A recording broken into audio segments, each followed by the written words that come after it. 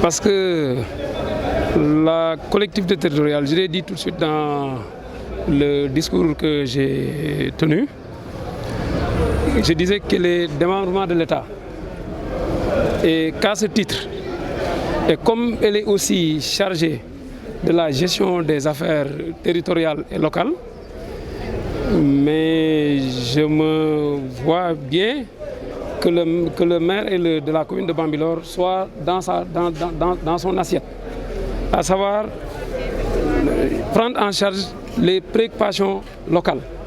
Et si on a souvenance de ce qui s'est passé ces années passées, il y a souvent des phénomènes avec d'inondations au niveau de certaines localités, notamment les villages destinataires du matériel là qu'on a vu tout de suite. Et je crois aussi que ce n'est pas l'appel, effectivement, on peut le lancer en direction des autres maires de l'arrondissement pour que dans le cadre de leur budget, qu'ils puissent aussi, en tant que démembrement de l'État, faire des gestes qui ne seront peut-être pas la dimension de ce que l'État peut faire. Parce que quand même, on sait qu'il y a un ministère dédié, on sait aussi qu'il y a des directions dédiées,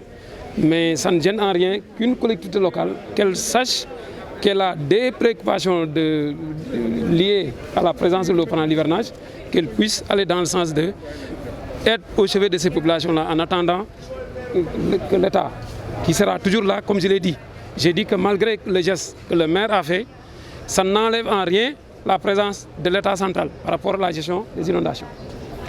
Donc l'appel peut être valablement lancé en direction de ces maires-là. Bon, il y a eu quelques difficultés, ça, au niveau de Bambilor. J'ai regardé après les dernières pluies. J'ai fait un tour aussi à Sangalkam, où avec le pavage qui est fait au niveau du village de Sangalkam, on a eu quelques difficultés. Et d'ailleurs même hier, les sapeurs-pompiers étaient là, avant-hier, ils étaient là-bas.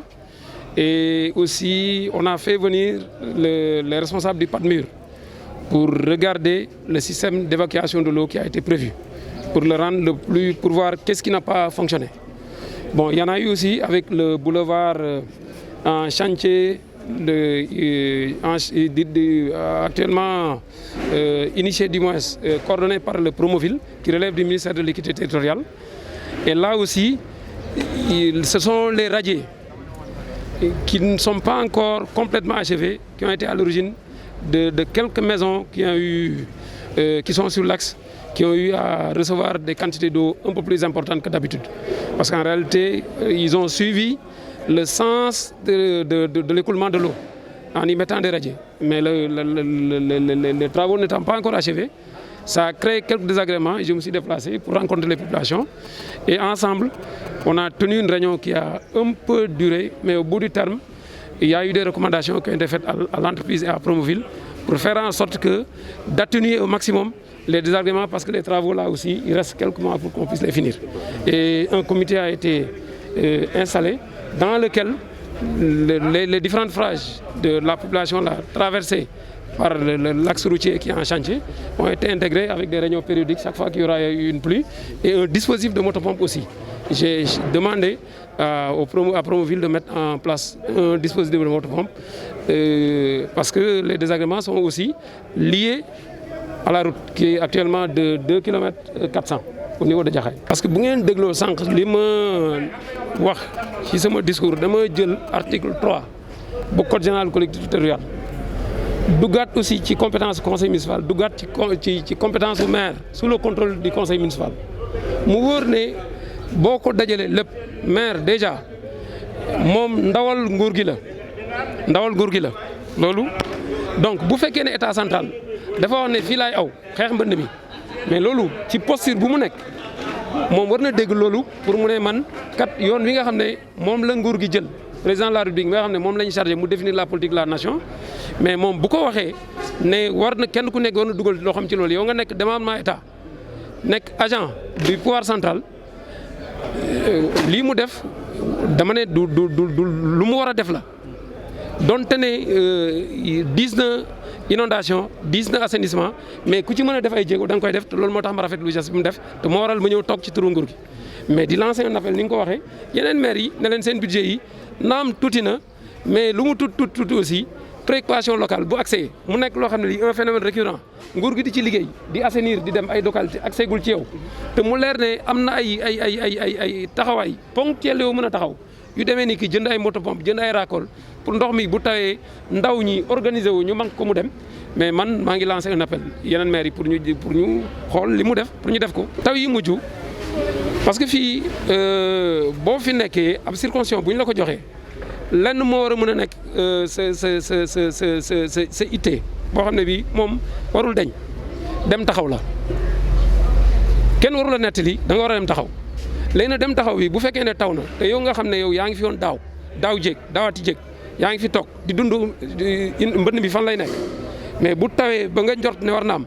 man saa yu tawee yenn taw yi man du ma nelaw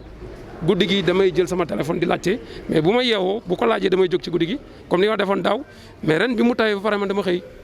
ñëw naa Bambilor xool li ma gis aussi war ko jot li samay kilifa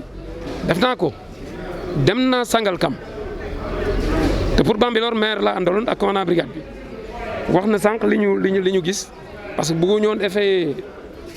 kii mais dem xool la ak pour am ay taxawaay ñu dem Sangalkam goofu la musul am jafe-jafe yi ñu gis ren pavage bi lañ gis ne du ma technicien mais moom xëy na moo jur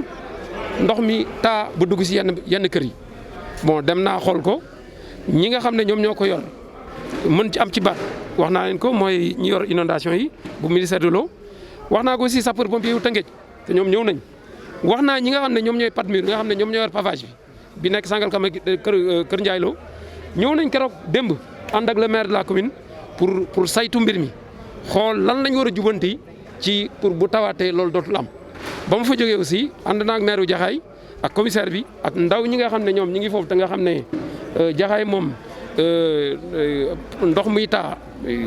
jafe-jafe la loolu waruñu ko ragal a wax mais aussi am na boulevard bi Promoville di defar boulevard boobu comme pareegul ak aménagement yi mu war a àndal pour assainissement bi moo waral ndox mi bi mu tawee lan ni xaw na sonal ay nit notamment yi nga xam ne ñoom ci yoon bi nga xam ne ñu ngi ci xale bu bees bi ñuy defar bon moo woo leen ñu toog parce que man am naa ci xalaat ñooy defar yoon bi am nañ ci xalaat mais ndaw ñoo fa dëkk aussi am nañ ci xalaat loolu lépp lañ tënk ñu ne lii kat ñoom nañ baral liggéey bi pour rajo yi nga xam ne moom la ndox mi war a jaar pour dem fekki 2 voies yi baal ma 2 voies yi mu àgg foofu ci li gën a gaaw. leneen li aussi en attendant loolu saa yu tawat ñoom sant nañ leen ñu teg fa moto pompe boo xam ne bii saa yu ndox amee ñu fexe kat as ndox mi mu dem wax nañ leen aussi ne ñi nga xam ne ñoom ñoo fa dëkk muy ay ndaw di ay jigéen di ay délégué de quartier ñoom ñu ngi foofu bëriwuñu ay juróom-benn nit lañ jël identifier leen ne leen yéen ñii saa yu mbir amatee toog leen ak Promoville ak entreprise bi ñu seet jafe-jafe bi fan la parce que mooy gën a yomb approche inclusive bi parce que sànq fii nii gis nga ne maire 20 la fi joxe mais fukki ak juróom yi maire yi bee ko jënd mais 5 yi ay ndaw yu dëkk Bambilor ñoom ñoo ko génnee ci seen coobare ñëw ne ñun kat dañuy jàppale maire te ndaw ñi aussi ñoo organisé wu fii ne ñoom ci village yi ci wetu chef village yi dinañ fexe bu taw amatee ñu génn pomper ndox mi mu dem loolu aussi la waa Jaxaay nangu dugg ci comité inclusif bi ak ànd ak waa Promoville pour aussi ñu gérer jafe-jafe bu ëppee seen loxo aussi ñu taxaw comme ni ñu daan taxawee actuellement.